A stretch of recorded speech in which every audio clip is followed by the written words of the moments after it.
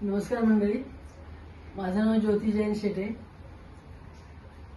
मी स्मितादेवी खारकरांकडे आले त्याच्या आधी मी 4-5 फिजिओथेरपिस्टकडे जाऊन आलेले आहे. तर त्याच्यामुळे माझं थोडा मला फरक पडला नाही असं नाही, पण स्मितादेवींकडे आल्यानंतर मला खूप बरं वाटायला लागलं. म्हणजे मुख्य म्हणजे माझा तोल जात होता, म्हणजे हातापायाला मुंगे येत होत्या आणि असं अशक्तपणा वाटत होता, अंगात काही शक्ती नाही असं वाटत होतं आणि असं उत्साह नव्हता. पण आज 3 सेशन झाले माझे, 3दा मी येऊन गेले, 3दा जॉईन केलं त्यांचं.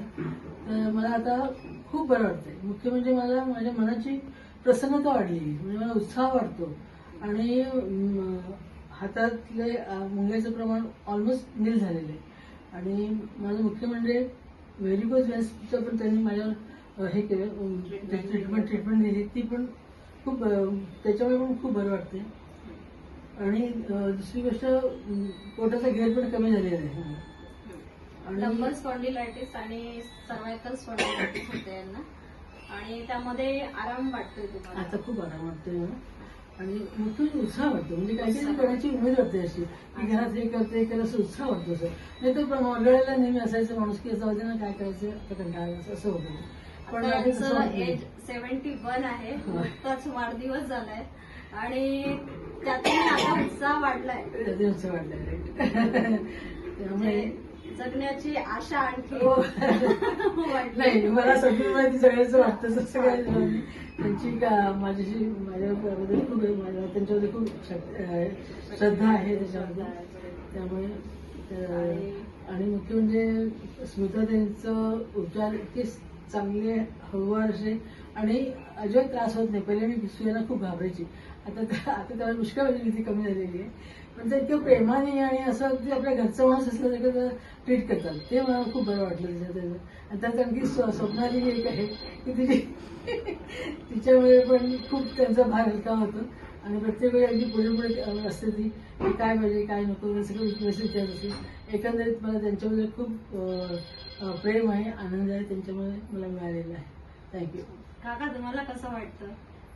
हा, नाही, छान वाटतं. तिला स्पॉन्डिलायसिसचा तिचं जे L4 L5 मध्ये नस कॉम्प्रेस झाली होती, त्याचप्रमाणे D10 D11 मध्ये सुद्धा कॉम्प्रेस झालेली आहे. डॉक्टर्सनी आम्हाला, एका डॉक्टरनी सांगितलं D10 D11 मध्ये ऑपरेशन करा, दुसऱ्या डॉक्टरनी सांगितलं L4 L5 मध्ये करा.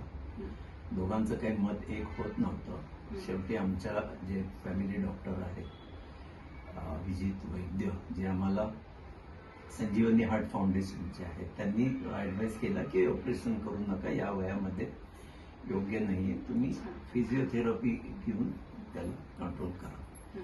त्याप्रमाणे 3-4 ठिकाणी केल्या. थोडा फायदा होत होता, पण परत मूळ पदावर येत होतं.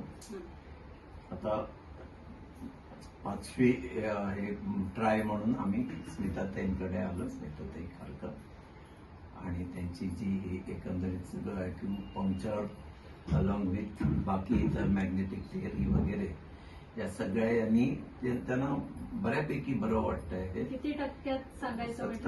मला साधारण 70 ते 80% मला पूर्ण बरं वाटायला लागलं. असं अजून ट्रीटमेंट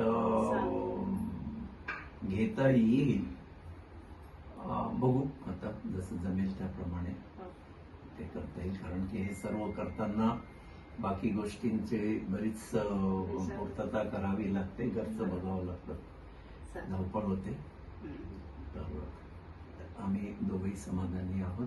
त्यांची ट्रीटमेंट, त्यांचा जो हसत करत असलेली जी थेरपीज आहेत त्या नक्कीच चांगल्या आहेत. माझ्या मित्रांसाठी आणि आमच्या योगा क्लबच्या लोकांना सुद्धा आम्ही रेकमेंड केले. त्याप्रमाणे काही लोक आले देखील. एक माझे मित्र आहेत, त्यांना लिहिता येत नव्हतं, तर ते 8 दिवसात लिहायला लागले. तर आहे, त्यांची थेअरी चांगली आहे आणि त्या अगदी प्रेमाने आणि मनोभावे करतात, त्यामुळे त्यांना यश पण आहे. आम्ही दोघेही त्यांना सुयश चिंतितो. धन्यवाद.